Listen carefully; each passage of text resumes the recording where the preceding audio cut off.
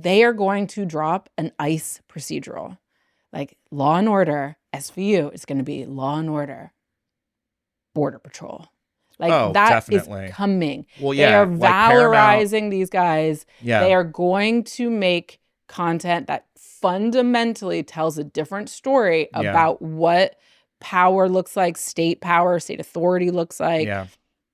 And television is how Americans learn. Like culture is how we don't read. Yeah. Culture is how Americans understand the world. And so if they can reshape the culture to be like, no, it is perfectly legitimate to treat brown people this way. Yeah. It is perfectly legitimate to treat refugees this way. It is perfectly legitimate to like call it cuffing season when we're out hunting illegals. Right. If they can normalize that, then it's just like game over. Oh my God, we're back. We're back at it. Like, this feels good to be right back at it. I know, because I'm just hanging with my bro. Exactly. We're going out tonight. We're going to go out tonight. There's a tree in the studio. Look at this. We have holiday decorations. We have holiday decorations, and you all are back. Welcome to Twigg and Jenkins, where two politically codependent besties decided to just start talking to each other in front of a camera, because I think that's what the culture demands. Obviously. There was this new format we'd invented, we'd been experimenting with. And so we figured, hey, let's just give this a shot. You know that it's a little sickening that the Golden Globes now has a podcast category. Did you see this? Obviously, I've been tracking it incredibly closely. What are your thoughts? Do we need this? Do we need a podcast category at the Golden Globes? First of all, need and podcast, just like they need to be separated. It's not on Maslow's hierarchy. It doesn't matter. Like, do we need podcasts? Do we need more podcasts? Do we need podcast awards? None of those conversations just need to come to a close because they just don't apply. Podcasts defy all logic. So this is true. I think it's an incredibly smart thing to do for the Golden Globes. The Golden Globes are fake, right? The Golden Globes are voted on by like 300 people. It is a total pay-to-play operation. They, as all award shows, love award shows. I mean, so absurd. They're like, in Hollywood, they're very much like party awards. Like you just wine and dine people. They want celebs to show up, so they're always adding new categories so that they have as many famous and popular people there as possible so they can hang out with them. Yeah. And it works, and it looks like a great time. So congratulations to them. I thought it was really fascinating that the people who have been nominated, so there was a long list. Often happens with a lot of these awards shows. There's like a long list and then a short list and then nominees. Right. And so there's like a long list of 25 potential options. There was a short list and then there were the nominees of like the 5 or 6 nominees. And the people who made it through to nominations, and again, this voting pool are members of the Hollywood Foreign Press Association. Which is like not a thing. It's not like a thing. It's like made up reporters who just love celebs and like people who know, people who are in charge and like can take all sorts of gifts and invites to things. And they get to pick. And so this should not be like considered a like industry-wide consensus in the way that the Oscars sort of are, right? So this body, one of the things they did that was interesting is they didn't really let through any of the big political, of course, nominees or potential nominees. Like Ben Shapiro was widely like campaigning, like he really wanted to get nominated. Oh my God, yeah, absolutely. He was not nominated. Right. Joe Rogan did not submit to be nominated, which was really interesting to me. That's not a crowd he wants to be in. Well, I also think it's a lose-lose, Yeah. right? Like he doesn't gain anything from being nominated. He's incredibly well known, but he will lose something for losing. He will lose something with his audience for him even participating and going. Right. Or it just seems like, he was just overtaken in the charts for the first time a couple times this year. So it's also like him being technically the dominant force in podcasting, getting a first ever award and not winning represents like a reputational downside. Interesting. That some of the other nominees just being nominated is like a big deal and is going to help them build their audience. Like Joe doesn't really need that. No. But yeah, so it was it's like an interesting phenomena, just a further validation of the fact that like podcasts are dominant. Same thing that when we saw Netflix strike a bunch of deals with The Ringer and to put them on TV shows. One of our favorite podcasts, The Press Box, is now also going to video. Have you seen Can't this? wait. I love the press box. So it's just as if we needed more signals that podcasts are just turning into television.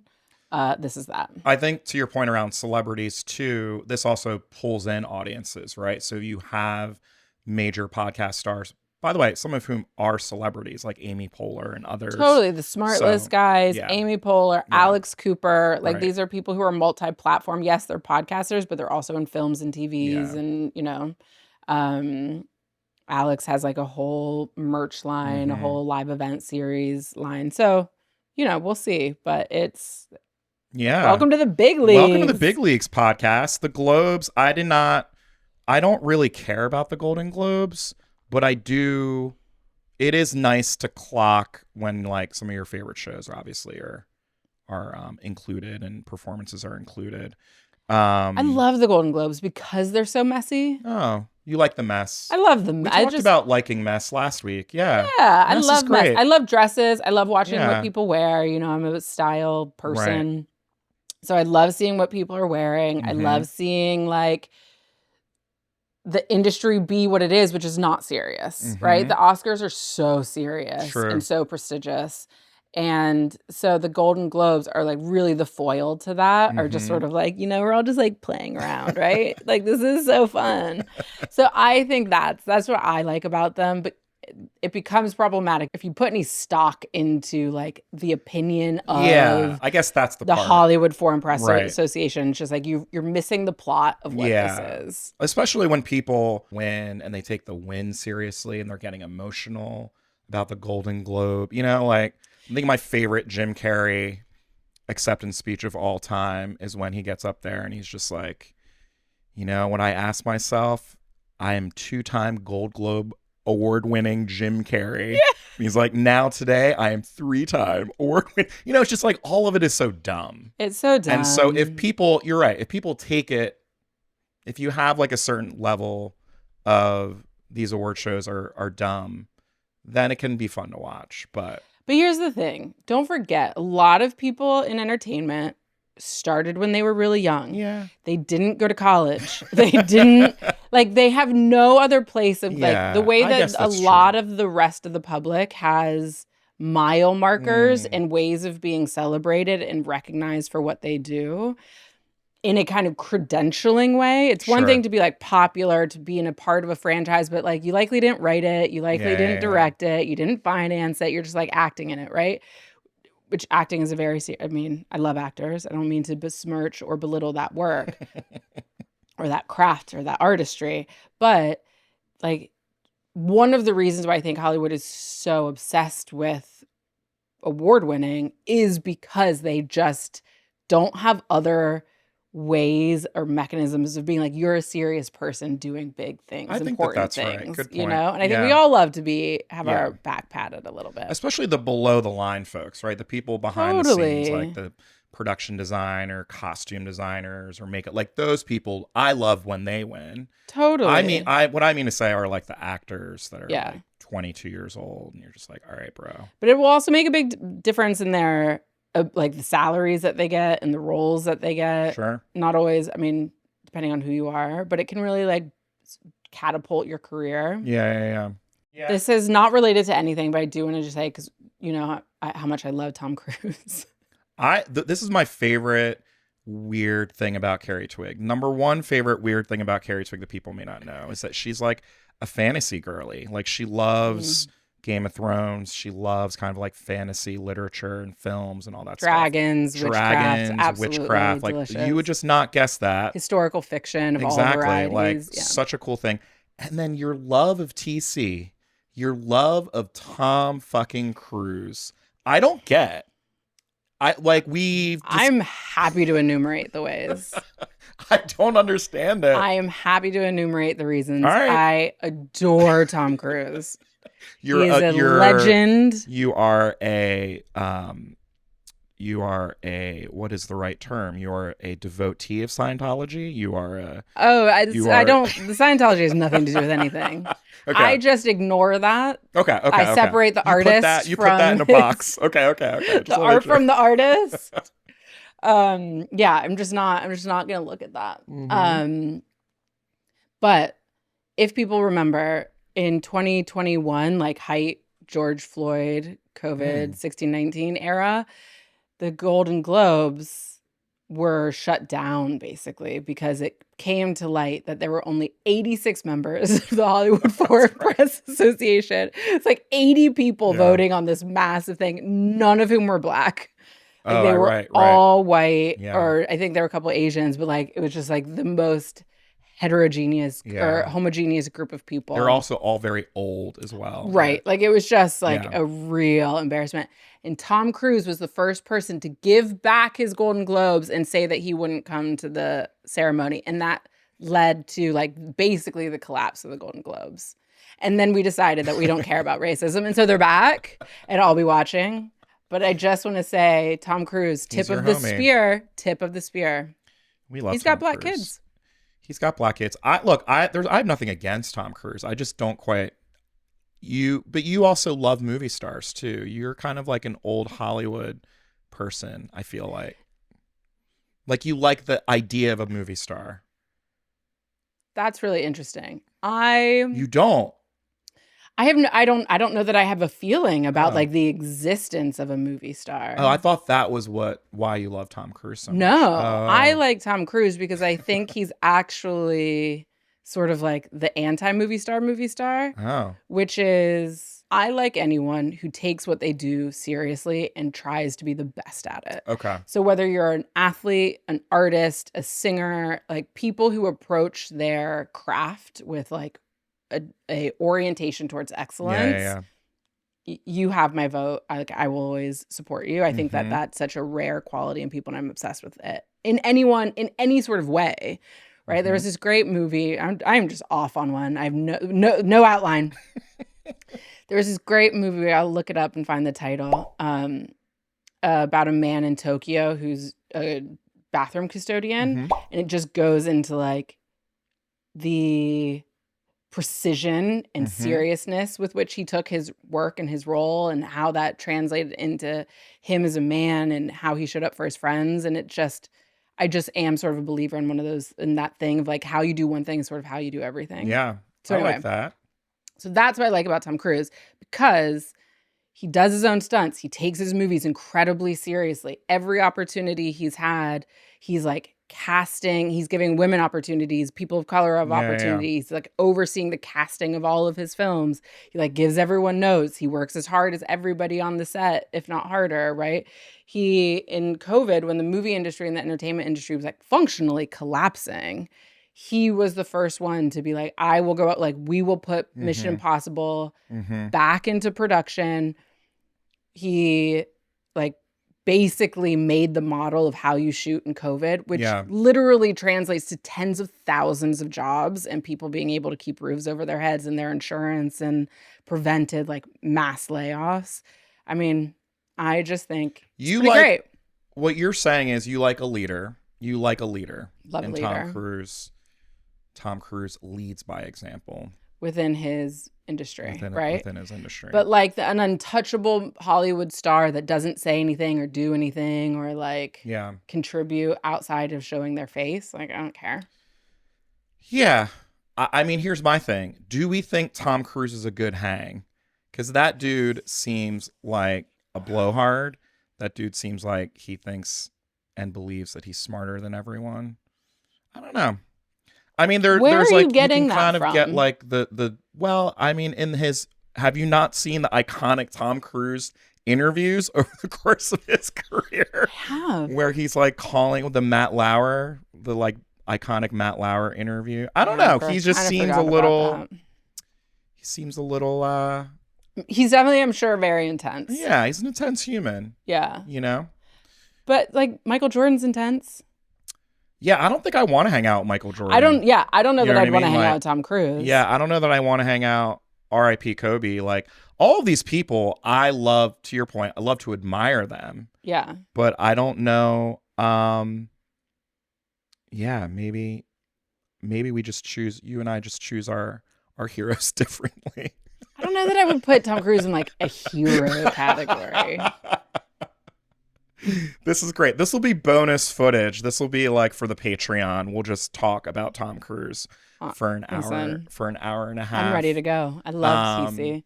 We should start with politics, and we can delve a little bit into. Twig and I were saying Fridays can maybe be our culture show. But I do want to bring up, which does actually segue to culture, is cuffing season. Donald Trump. The Trump White House Instagram and social media accounts at this point are beyond parody. It's, there could be entire platforms that just talk through the absurdity and the dehumanization and the ugliness that this Trump White House posts multiple times per day. Their latest video has a celebration of arresting through ICE raids and various other means, arresting everyday people on the streets. They used SZA's Cuffing Season song. And SZA, she's not the first. There have now been at least half a dozen artists who Sabrina Carpenter recently, who have come out against the White House for using their song. So on Instagram, you can obviously just like grab a song, put something to it. I feel like it just needs to be said out loud, how fucking awful this shit is. And the other thing about social media is like there's a very real cultural effect of every single one of these posts, and the sort of downstream effect on culture and on children and on communities and on, especially in a time of holidays and community, like how fucking ghoulish this shit is. And I love that SZA came out against it. I love that Sabrina Carpenter has come out against it. One interesting artist that has remained quiet and whose songs have been used in the Trump stuff is Taylor Swift, which has started to become a conversation online why Taylor has not come out against her songs being used. But anyway, just want to sort of start there, which is when we talk about content, when we talk about social media, when we talk about culture, we have been so desensitized to this bullshit. And like, I don't know what else to say, like, other than I'm proud of artists saying this is bullshit. And like, we all need to just call out the bullshittery, Yeah. I mean, I totally agree theoretically, right? And at the same time, it's been interesting watching the evolution of the reactions because Sabrina, of course, came out and had a incredibly forceful sort of like, get my name out of your mouth. Not the first to do so, but that then also amplifies it. Yep. Brings attention to it. Brings so much attention to it. Sure. And because of that way the algorithms work, drives traffic to the original tweet, right? Sure. That's true. And so SZA's response was, like rage baiting artists into amplifying your message is really nasty work, right? And so SZA sort of is catching on to the dynamic that to respond actually fuels it in a way. Great point. And that's a choice you can make, or you could be silent, right? So Taylor Swift is being used not just by Donald Trump, but also by Gavin Newsom and so many others. Democrats as well. And so it's like staying silent just like keeps her out of it. She chooses to make political statements when she wants to. Sure. But yeah, it's like there's not a great way of, I don't know that there's a clean answer, right? There's like not a clean way of combating that. outside of just making, what I actually think we need to do is be less reactive to whatever they're doing and be making our own proactive stuff. I think right? that's right. It's like we are not producing enough cultural products, whether or not it's social media ephemera or like broader like music, shows. There's just not enough being made right now that actually helps to drown out those types of tweets. So instead of our cultural production being in constant reaction to their cultural production, we can make things that just get to stand alone and be their own thing. And we like that's an opportunity for us to be making things that these artists can then help amplify actually elevate in a positive construct. But we're not thinking about that yet. We're not actually engaged in cultural production in the way that the right is. And the right is all the more successful because of it. Yeah. The fact that we have such a fractured media landscape is both a blessing and a curse. And we refuse to like engage with the ways that it's a blessing. And the right does, which is for everyone who saw that tweet and was disgusted by it, there's a lot of people who saw that and were like, hell yeah. And a lot of people who are like, make the libs or the snowflakes cry. Hell yeah, that's so great. You're such a tough guy for being willing to piss people off and being willing to go against like what's normal or what's nice, right? Doing what it takes to get results, you know? And so that is a way that they are really engaging with a fractured media landscape to both piss off their enemies and keep us in a tizzy, but then also be constantly messaging and in full-time dialogue with their base. And like, we are just the left in general is just so far behind in understanding how to actually interact with media in a way that is useful. It's also, it's like the dark arts as well though, right? It's like the dark side where it's just so much easier to be evil and get clicks. It's just so much easier to have this platform that is quote unquote the White House and the shock value of dehumanization using popular songs, right? Like that's the thing, like the version, there is no real, like what is the sort of Jedi version of the dark side that the left can use. I don't know if I believe that. That comes off. I mean, look, speaking of cuffing season, so Gavin, I believe just this morning, posted a like ridiculous AI video of Trump and Stephen Miller being handcuffed and saying like, this is the real cuffing season. Like these are the real criminals that need to be, you know, locked up. And this is why Gavin has found his lane, to your point. Like he's dropped into the moment, he's dropped into what this is. But like, I don't know, for Gavin that works. I don't know for how many other, and it doesn't necessarily need to be political leaders, like how many other people can do that and it like catching on. Do you know what I mean? Like other than like the pundit class or the podcast class, like obviously the sort of like resistance class, of course they're going to be doing that all the time. They're preaching to the choir. But then when you start going into what I think the stuff that you and I are excited by, right? Which is, you know, when I grew up, fucking Public Enemy was a top 10 music artist and Fight the Power was on mainstream radio and Spike Lee was directing the video and in the Do the Right Thing soundtrack, right? Like that was mainstream culture, right? Like protest fucking music was mainstream culture. Like I grew up, Rage Against the Machine was mainstream culture. Totally. And so we just don't, like, you bring up a good point. It's like SZA being like, don't use my song, or Sabrina Carpenter being like, don't use my song. Is like, if that's our best form of protest, you know what I'm saying? then we're fucked. You know what I mean? Like, what is the what are we creating? Right?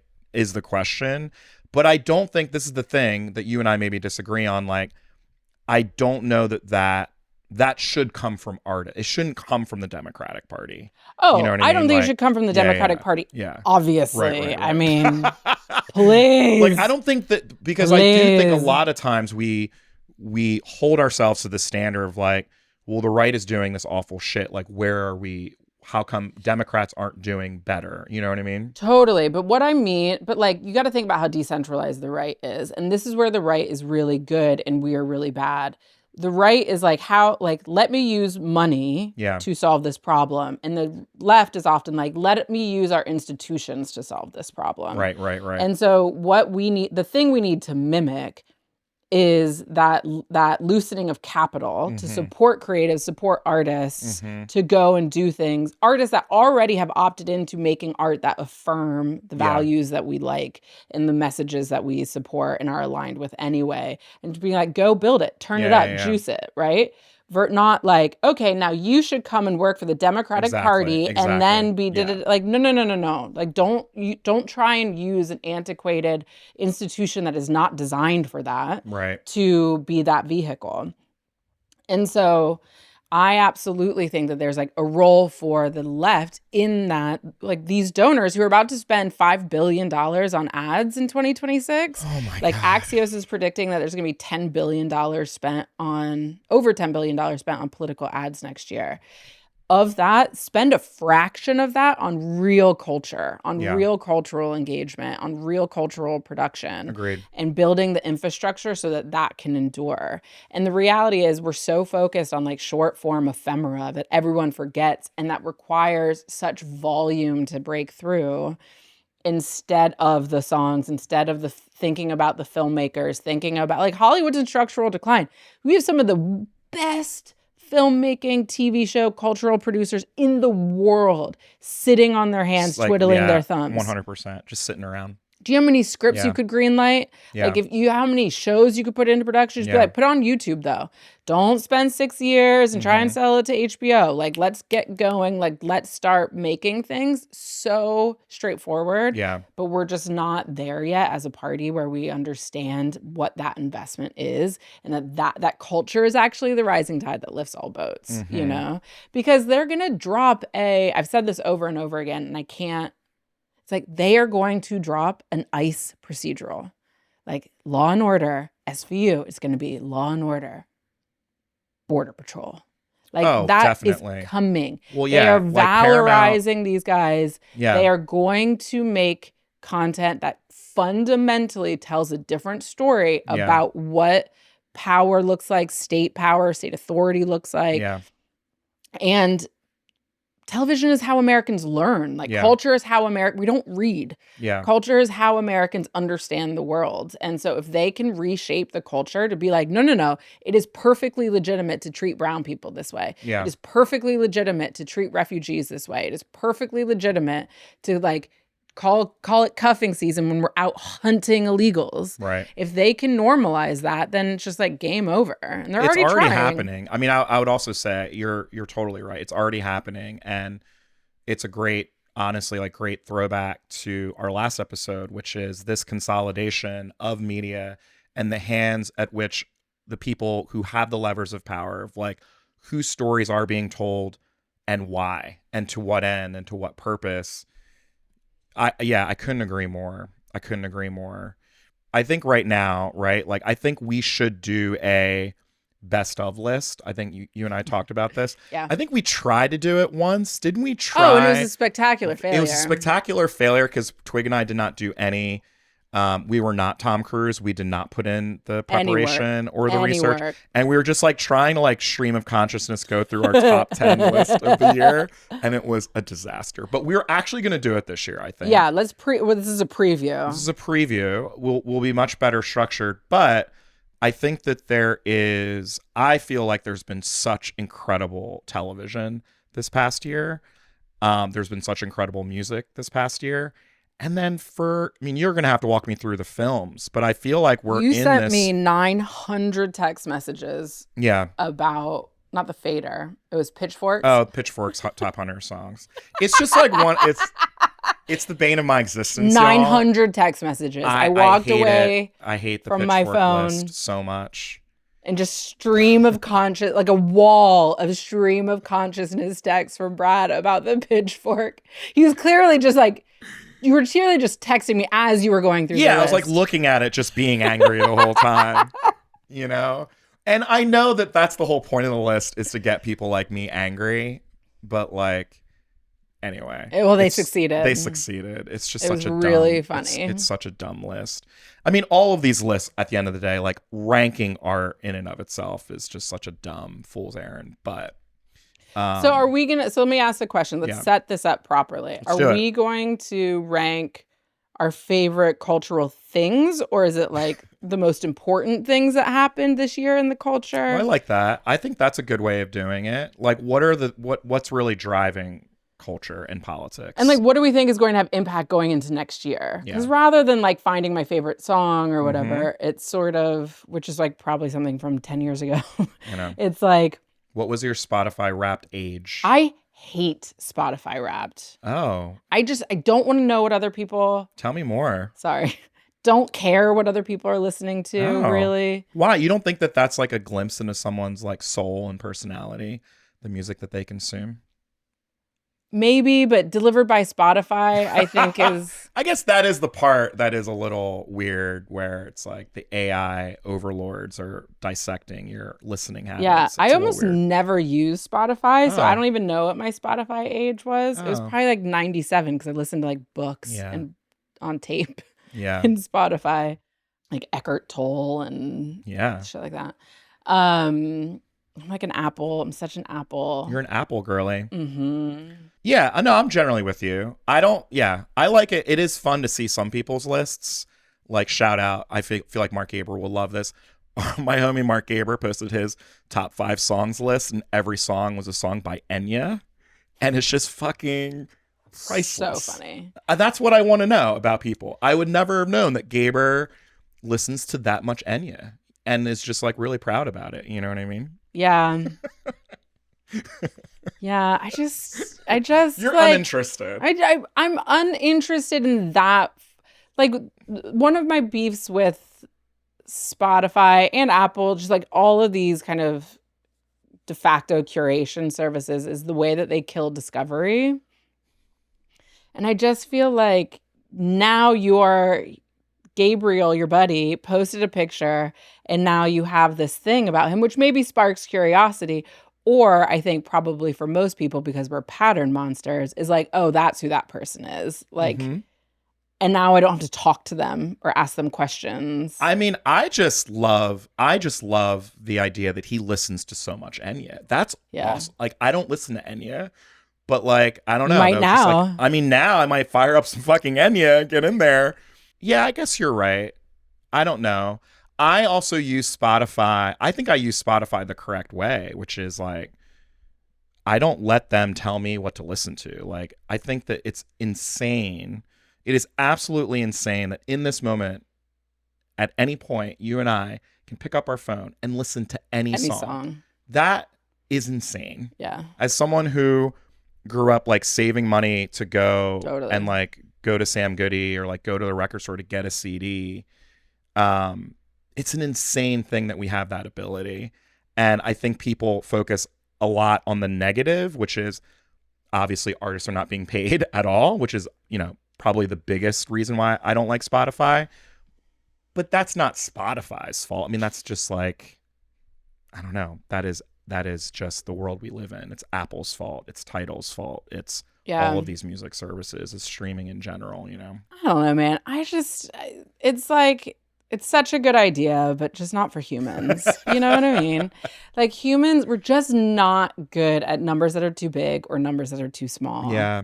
And so having every song, I mean, you're listening to the tiniest, I listen to the same like 30 songs per month over and over and over again. And then like, I'll switch it up and like listen to those songs over. Like, I don't want that many. Mm-hmm. I have this thing. There's maybe too much information about myself about Spotify. So I have this thing, I call it, well, I think I stole it from someone. There's this Norwegian artist called Sondre Lerche, who was like very popular when I was in college. I think he was like 17 or 18 when he came out. He's like really great piano singer-songwriter. And he does this thing where it's his infinite playlist. And so every single day, he's just putting songs in this playlist. And this playlist has it's like 200,000 hours of music. But he But he does it, and it's interesting to see the songs that he puts on there because they're like range from like Beethoven to like SZA to like just like a random German artist, you know what I mean? And so then I've started doing it as well, and it's a fun project of what in my day happened, where I was like listening to a lot of Fiona Apple. Do you know what I mean? Like, oh, God, I love like Fiona you can Apple. go back, you can go back and track my years. Like, oh wow, Brad. Then we took a turn. Brad, Yeah. what was happening in March of 2025? What was that? What was that period in your life like? That's cool. It's kind of a fun thing, and it also forces you to listen to the other big thing about some people who complain about Spotify is like, I do think sometimes we don't understand the incredible power and privilege we have of being able to just go down a rabbit hole and listen to Chet Baker or Ella Fitzgerald, or, you know, just like go down a rabbit hole of music. There's so much good music. I will say, I think you are an incredible consumer. Like, you actually consume in the way I wish more people did, with like curiosity and openness, you know? Yeah. I think because we used to, or at least I'll speak for myself, it's like because I used to save up to go buy CDs, or it was like a big event, like I really cherished that music. And there, by virtue of having instantaneous access to basically every song that's ever been made, it has systematically like devalued them to me. Interesting. In a totally different way. Yeah. You know? Whereas I still really prize like a physical magazine. I still really prize having a book. There is something in my brain that physical media is really important to you. That absolutely privileges physical media over, or going to a theater. Like, I love going to the movie theater. I could go to the movie theater every day. You know, it's fundamentally different watching something in my house to me than going to a movie theater. I just went and saw Hamnet and fucking... Can't wait for it. I haven't seen it yet. Bro. Can't wait. It is so incredible. Paul Mescal coming for TC's place in my heart. But honestly, you will cry. Yeah. I mean, I was... bawling. Oh, I'm an easy cry. I cry in every movie. I'm easy. But it was so magical and such an extraordinary experience. And so that to me, versus like opening up Netflix and I'm just like, ugh, I kind of hate this. Like, there's so much here. Yeah. I don't know what to do. I have choice paralysis. And so I end up watching Veep. Great show. Great show. Really. For the 9,000th time. Yeah, it's a great show. Carrie Twigg, I pointed you to a couple things happening in social media. I feel like this is considered culture, and I want to get your thoughts on. One of which I feel like I have to talk about because I feel like it's so in my wheelhouse of my life, and it's dominating my algo. It's the Madeline and H Mart controversy. You sent me this link, but I didn't actually click on it. I still don't know what it is. I'm just going to briefly set the stage here. So... it's very rare where like you see Black and Asian solidarity on the internet. And this whole thing started from this woman. She's just like a very small time creator. She's like just talking about this experience where when she goes to H Mart, she kind of side eyes white people that go to H Mart because she's like, what are you doing here? And it's a very funny video where she describes having that feeling all the time, feeling bad about having that feeling, right? And then actually like side-eyeing this woman and then realizing that this woman is actually half Asian. And then also being self-aware to realize she is half white as well. And so there's just this like multi-layer comedy of like she's half Asian or she's half white. This woman is half white. She's kind of like gatekeeping H Mart. And it's just like this brilliant, hilarious video. Of course, the Asian creators get a hold of this video and they hold up this video as a form of like racism and that discrimination. And why are you gatekeeping Asian culture? And we should be open to like white people should, of course, be allowed into H Mart. And this woman's video then goes viral because all of these Asian American creators attack her. Asian on Asian Asian on violence. Asian violence. Have we called Ryan for an expert opinion? We should call Ryan about this. Asian on Asian violence. So then, but this is the beautiful epilogue of this story. Asian on Asian violence. So there's these Asian creators. This is like what they love to do, which is just like pick on people or say that they're not Asian enough. Also, her Asianness was being questioned because she's half Asian. There's like all of this bullshit. And not a surprise, a lot of these Asian creators who have millions of followers, a lot of like proximity to whiteness, a lot of like protecting whitey's feelings vibes going on in these videos. And who leaps to the defense of this woman are Black creators. And so Black TikTok gets a hold of this video. Oh my God. And they go hard in the paint on all these Asian creators. And they're just like, shame on you. This woman is allowed to have these feelings. This woman is allowed to joke about wanting her own community and her own space. And it was such a beautiful, like, you know, that meme of like the two arms of like the Black and the white man, like holding arms. That is how I felt. And I thought about you because it was real. It was real. It was really beautiful. And by the way, I also... The other funny thing about it is like, I am generally, you know me, like I'm generally like everyone is invited to the cookout, right? Like I'm generally like, love very white people. Racially welcoming. We talk about this all the time. Like there should be shirts that just say I love white people, right? Like we love everyone, right? We're not anti-white people. Those were only if Kamala won. You do not get them now. We cannot get them now. But I just love that Black creators came to the defense of this young woman. Is very cool. Okay. It's very cool. Okay. Can I just clarify one thing? Yeah. Because you were like, we have rare moments of Black and Asian solidarity. And I believe you made this gesture.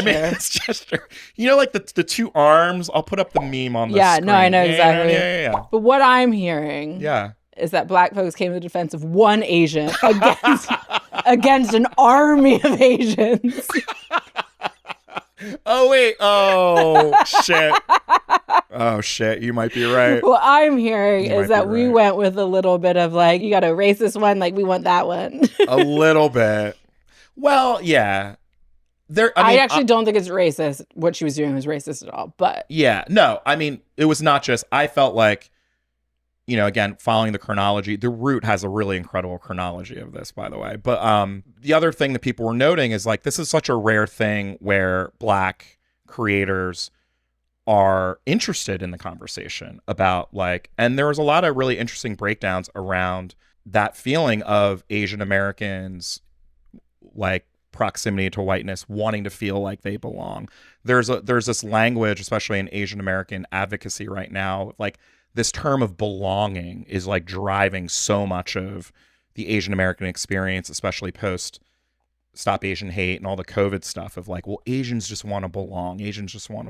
And I don't know that we've really interrogated like, well, what does that actually mean? Yeah. What, like, belong to what exactly? Like belong to and have merit from a white gaze and a white perspective, right? And so there seemed to be, and to have Black creators that were really going all in on this idea of no, like you are allowed as an Asian American, you are allowed to have these feelings, right? Yeah. Of like, don't come into my space, like don't co-opt my culture, right? Like this is like for you, this is like a fun little thing. For me, like this is my life.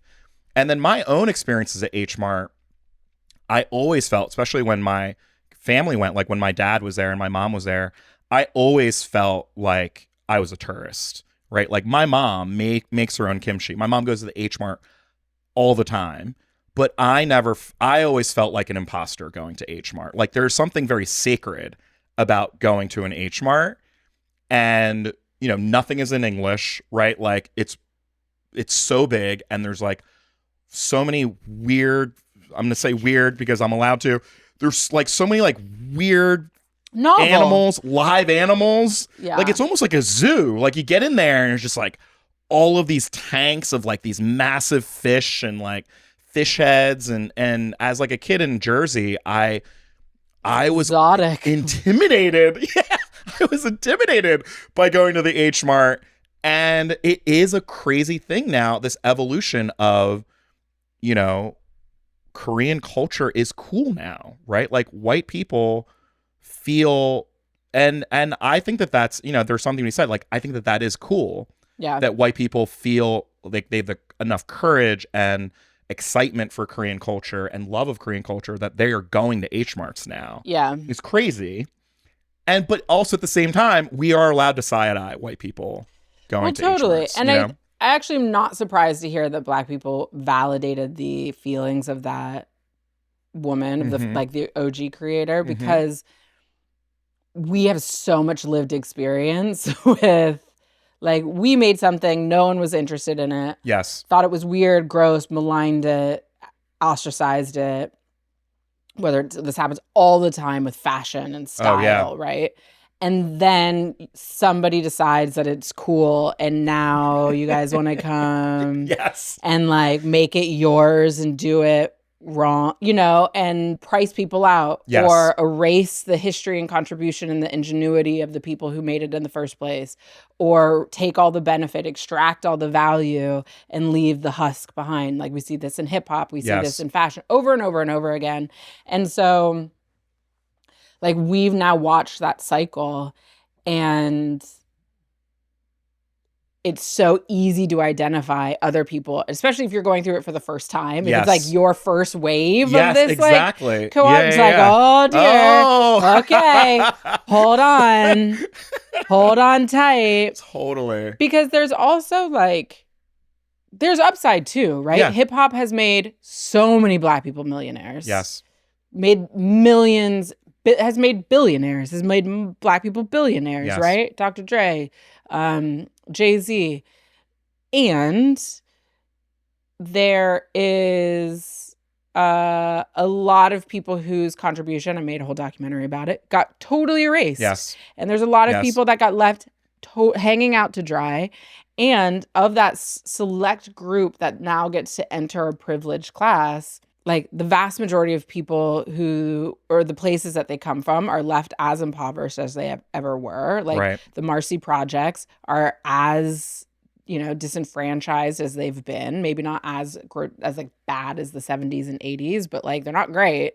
And so it just, you know, there are just these limits to the way that we live in such an extractive cycle. And it's like there's benefit, and you don't want to deny people their ability to rise within a particular system. Like, I don't think any of us, or that chick at H Mart who's side-eyeing people, I don't think she doesn't want K-pop Demon Hunters to do well, or doesn't want K-pop to do well. And yet at the same time, it's just like, is there a way for the good to happen without such a downside? 100%. Negative. But then also at the same time, right, it needs to be said, like, K-pop is a full-on appropriation of Black culture as well. Like, K-pop is, I mean, like all of it is Black, like, isn't hip-hop, it all? pop music, right? Like, from the original K-pop artists to especially the K-pop artists of today, it's like, you know. And I think that there does need, you know, everyone is always going to appropriate, I mean, everything, right? Like, when it comes to, I think that's the other beautiful thing about music, is like all of it is just pulling from someone else, and all of it comes from a past generation and a past culture. I think that where it gets dicey is what you're describing, right? Like, where it gets dicey is when you forget, like, that just gets lost, like where all of this stuff actually truly comes from, and there isn't a respect. I feel like there's ways you can do it right, and I feel like there are, you know, it was a really interesting conversation because I think that the Asian American experience is so unique. And some would argue, like, there have been books written, like J. Caspian Kang and others, who claim that, like, Asian American isn't even like a thing, really. Like, it's kind of just like made up. It's like made up. Totally. You know what I mean? Much like other racial classes as well. African Americans, totally. 54 nations on the continent of Africa. Exactly. Like Black nations all over the world. Yeah.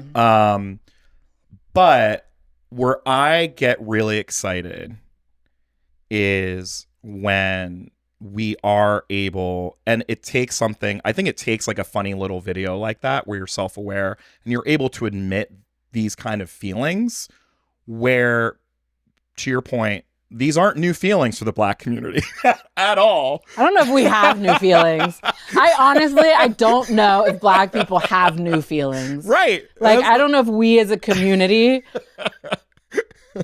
have anything new to see or feel in this nation. Yeah, you know? Exactly. And that's the part where we win, right? Like Trump wins when we are trying to be PC. Trump wins when those Asian American creators were trying to make that woman feel bad because she was being honest about like, because like political correctness, I mean, this is the thing, like it swings in both ways. Like, you know, the outcome of political correctness is Donald Trump, right?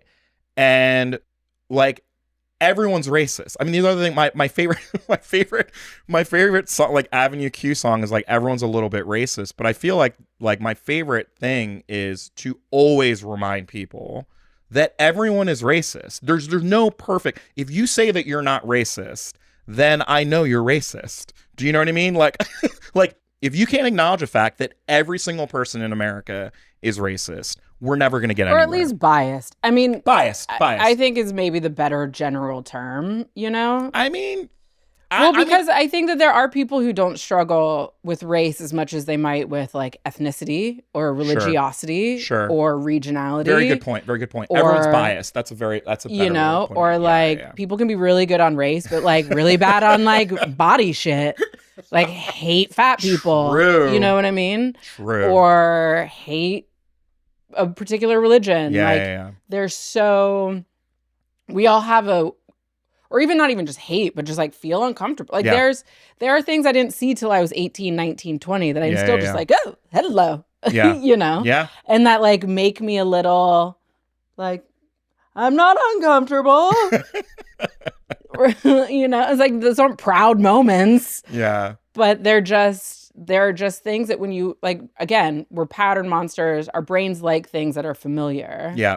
And so when we run into things that are unfamiliar, and that's really the role of culture. Yes. It's like familiarizing. 100%. Giving you an opportunity to familiarize yourself with people or things or places or ideas that you're not going to necessarily run into every single moment of the day, you know? This is the reason why I do think podcasts, not to go all the way back. Land this plane. I love it. At the beginning of this meandering fucking pod, which I love, is like, that is the reason why I do think podcasts are breaking through in a way, because it does allow for people to actually get to know a person, you know? And I think that the podcasts that do very well are the ones where, you know, you're getting to know, like, race is such a dumb, it's just so dumb. There's no other way to put it.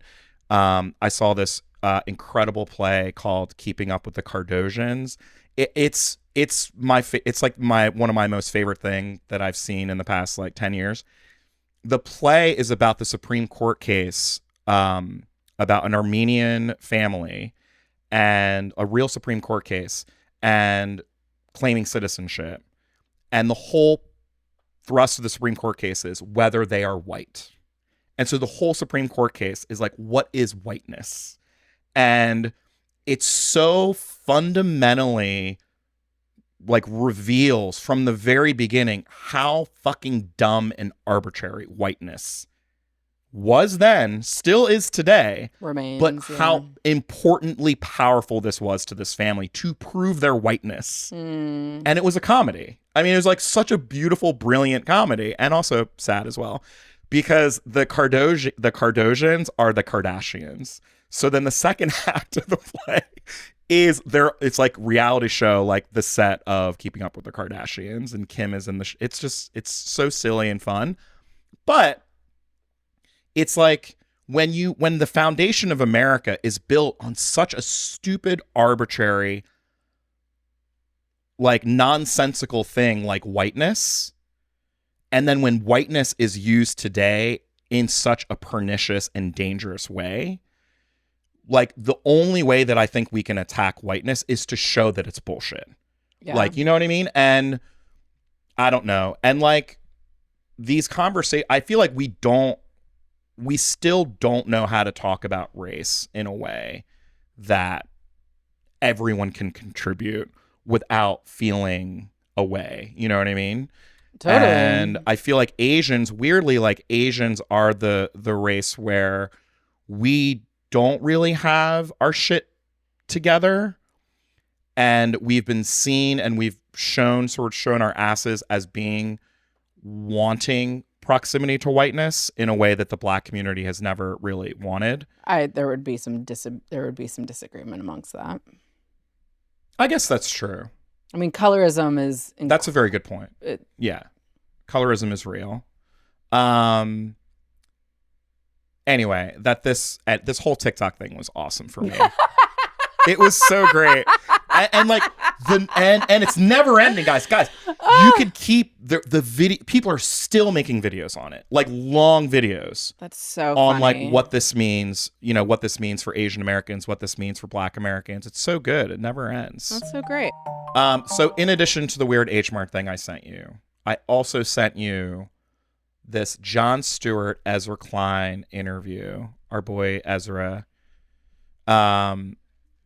Did you watch it? Did you see I did. That amongst of the 500 text messages I've gotten from you this week, which I love because then I never feel unimportant. Yeah.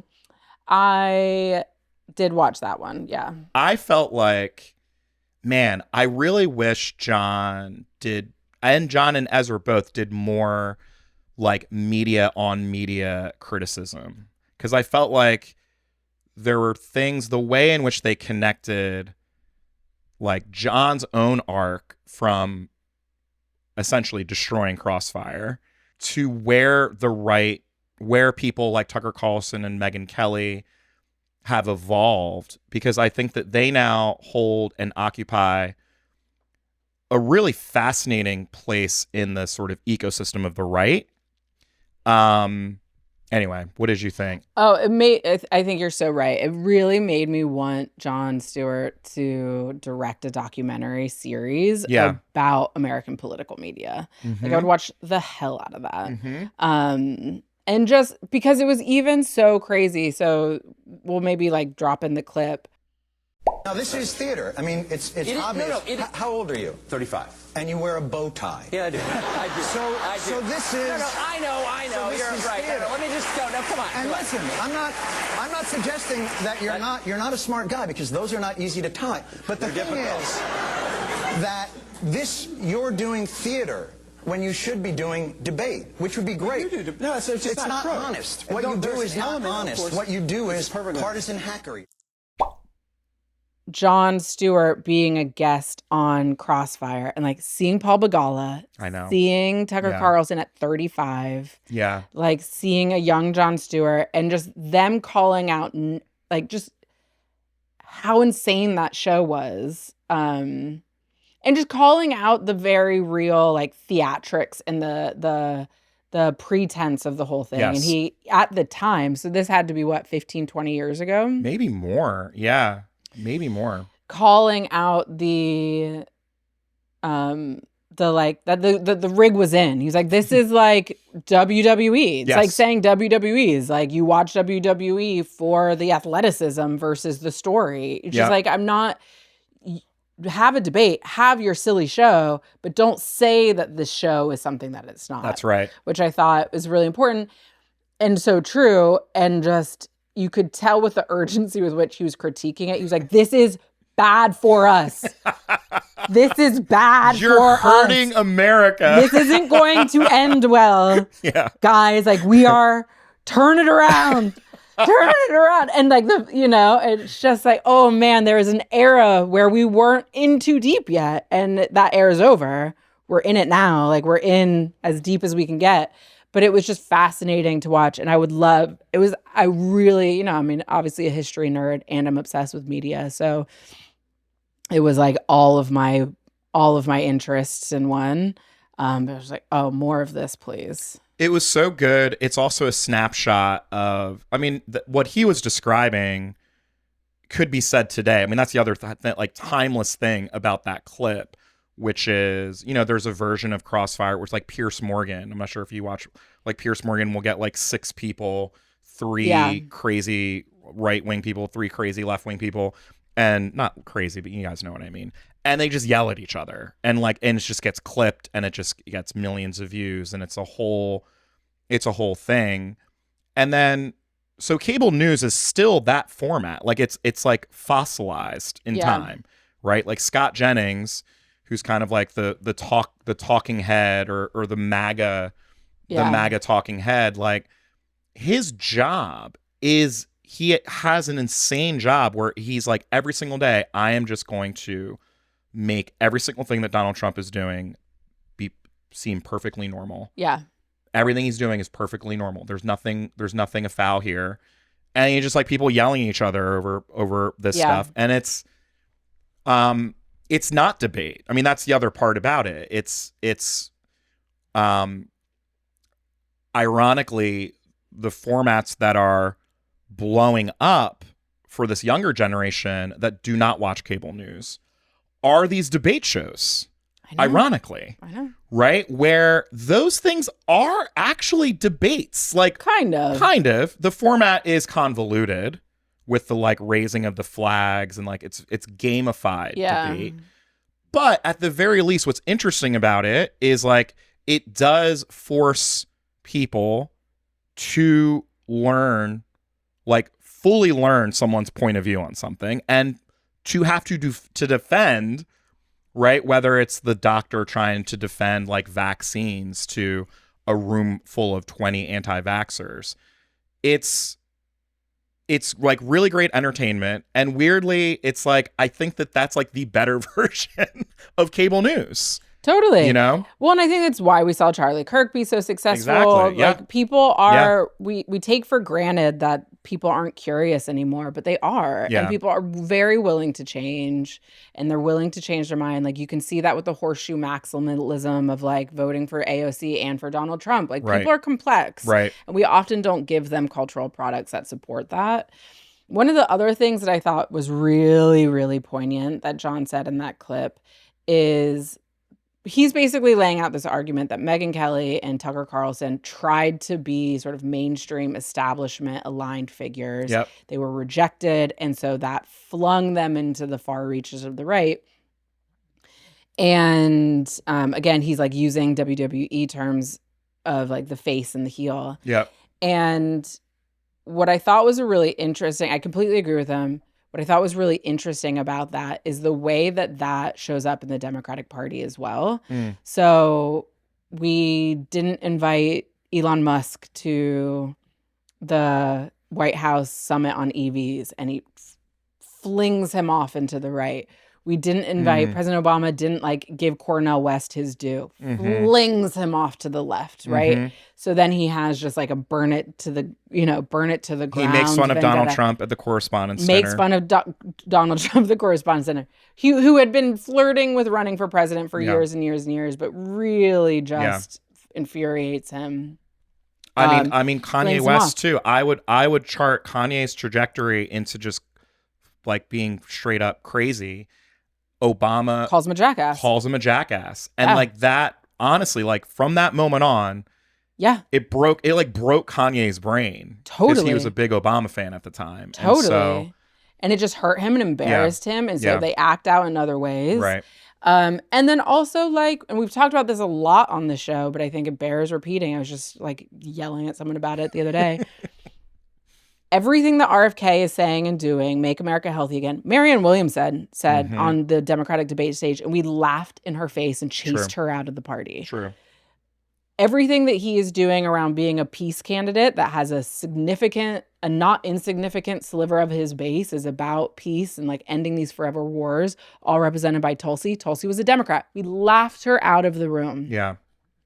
And so we do it as a party. Like anyone who offers these, like, we're so rigidly establishment Agreed. that we do not, like, whatever big tent fallacy we're still pretending like we embody, we do not allow much space at all for discursive ideas.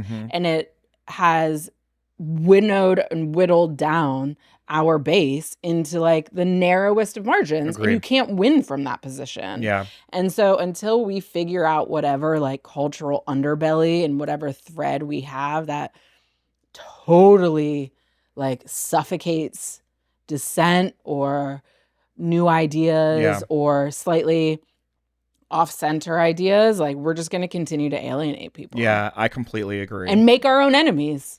We Turn our also- friends into our enemies. Yeah, we also just need to be better about. It's not even a left, like moderate left paradigm. Honestly, for me, it really comes down to a like, does this person have real beliefs and convictions? Like, Yeah. you know what I mean? Like, does this person believe like what they stand for? This is gonna get somewhat personal, but like there's this person in my life who I know who is a younger person. He's like thinks he's really smart, and God bless him, he's a smart kid. But every single time I post something about Andy Kim, this person will immediately run to my Instagram and talk about how Andy Kim is not for Medicare for all. And like this person is a very smart person, and obviously I've never even asked Andy Kim whether he's for Medicare for all or not. I mean, it just seems to be so besides the point about what Andy is doing as, you know, a senator in New Jersey, and like what Andy wakes up to every single day, and like what he's fighting for. And it misses everything about like how power in American politics works. That this person, because there's like a website, I guess, that says whether you are for Medicare for all or you're not for Medicare for all, it just is completely writing off. Yeah. You know, like completely writing off Yeah. everything that this person is, because they are not for Medicare for all, which, by the way, there is no reality in which Medicare for all is going to be passed in this Congress or any Congress anytime soon. Yeah. If you are for Medicare for all, that is obviously aspirational, and we should all be for Medicare for all. I mean, this is the other part. We should all be for Medicare for all. But it just like misses the fundamental point. And I feel like we, as, you know, the left has not figured out that point. Whereas I would be hard pressed for someone on the right singling someone out and picking one thing and being like, well, I'm not for this person because they are not for this one specific thing. Totally. You know what I mean? And I don't know. I think that you're right. I think that we end up becoming our own worst enemy. And, you know, again, obviously Medicare for all is very important to this person. So they're allowed to Sure. feel that way. Sure. But also, Can't wait to find out who this is. I'm also just kind of like, bro, like there's nothing like, do we think Medicare for all is passing like anytime soon? Totally. I mean, this is like, I would never, when we worked at the White House, I would never tell people I worked at the White House unless it was like in a work context, because I didn't want to hear shit like this. Right. When people just being like, Joe Biden did this, and I'm just like, I don't know what to tell you. Yeah. Okay. Yeah. Or like, how could you? And just like, I don't have an opinion on that. Right. Like I'm in the White House, like Barack Obama is this or that, and just like, you might be right. I'm looking at the sum of, I'm making a different calculus. Like I don't, but I also like am not all that interested in debating you point by point. Right. You know what I mean?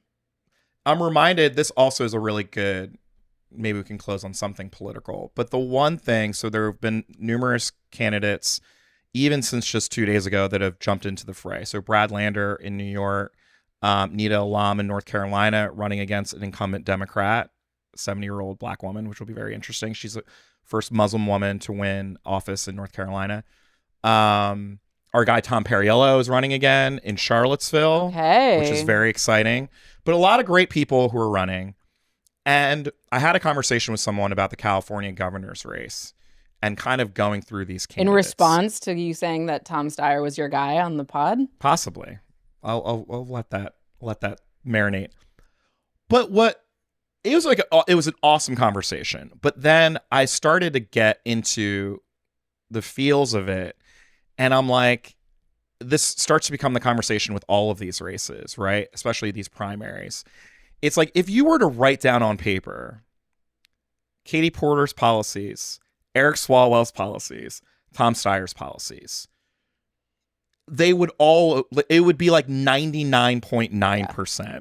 Yeah. You know what I mean? Yeah. And so it's great. I mean, there's going to be hundreds of millions of dollars spent on this race. Yeah. You know what I mean? Like, there's going to be so much time and effort spent on like who ultimately gets the power to be governor in California and who can do the job well and all of these things. But, you know, I don't know. I am excited to see how all of this turns out. But at the same time, there's also a small part of me where I'm like, I think we're going to be okay. I think whoever wins that race, we're going to be okay. And I feel like, you know, with, you know, all of these races that are happening, it's like the race we just talked about in New York to replace Nadler's seat. It's like all those candidates are fine. Fine. They're going to be great. Yeah. You know, like we're okay, Democrats. Like there is, you know, there's a power struggle happening right now, which is good. But the bigger picture of there's a lot of really great people running. If you like that person, support them, fight for them. Yeah, I think that's the point. Like, is like, start picking your races, guys, because next year is going to be a slaughter. Pick your races, and like the Tallarico Jasmine race is going to be real. It's going to be a real race, and I don't know, is that going to get chippy? Who knows? You know, it's gonna get chippy. It's going to get real chippy, man. Get real chippy. Maybe next week we can talk a little bit more. I think we should jump into that one. We should pick our race. We should do that too. We should pick our races for 2026. I don't think we're going to be able to cover everything. So it's just like, what are our individual like pet races that we're going to be paying a lot of attention to, or as a pod? I like that a lot, and we can provide updates. Another one I want to throw in there is Oklahoma governor's race. Because you met with Cindy, who is the Democratic nominee. She's through the primary. She's the only one running. She's fantastic. But I love Oklahoma. She wants us to come down to Oklahoma. We may have to go. Only if it's a Thunder game. Only if we can go to a Thunder game. God. Have you seen? They're 25-1, bro. Yeah. Best record ever. Yeah. Best opening record tied with the Warriors ever. Yeah. It's unbelievable. We got to go to a Thunder game. Let's go to a Thunder game. That's what we should do. Yeah. Tell her. We'll pick a day. If we can all go to a Thunder game, we can all go to a Thunder game together. Haul my ass to Oklahoma. Let's fucking go. We can go visit my family, my Jenkins family. Oh, that'd be so fun. My cousin, who was the mayor of Edmond, Oklahoma, first black mayor of Edmond, Oklahoma history. Way. Mm-hmm. Yeah, we got to go. All right, I'm down. Let's go. Pull out the schedule. Speaking of which, we were supposed to go to the not Knots. What were we going to do? We were going to go to the Wizards game. Oh, yeah. We got to go to Wizards game. We can go to a Wiz game. There's no one there. Those tickets will be very easy to come by. They're playing the Thunder, or maybe in March. Who are they playing? They're playing somebody in January that I was looking at. We got to go. We got to go before Rob goes. Cleveland? Yeah. We got to go. Thank you for listening to Twigg and Jenkins. We are excited about coming to you multiple times per week now, once again. We're still tinkering with the format, so give us feedback. Yeah. More culture, less culture, more politics, less politics. We'll also be bringing back special guests again very soon. Yeah. For now, it's been the Twigg and Jenkins show in the Twigg and Jenkins studio in Carrie Twigg's house. And Twigg and I are going to go out tonight. It's going to be fun. I know, dude. We haven't been out in a minute. Let's go. At least not together. Production magic by the team. Oh my God. Press box by Elizabeth Joy Wyndham, Erica Anderson. Shout out to Ray and Nicole.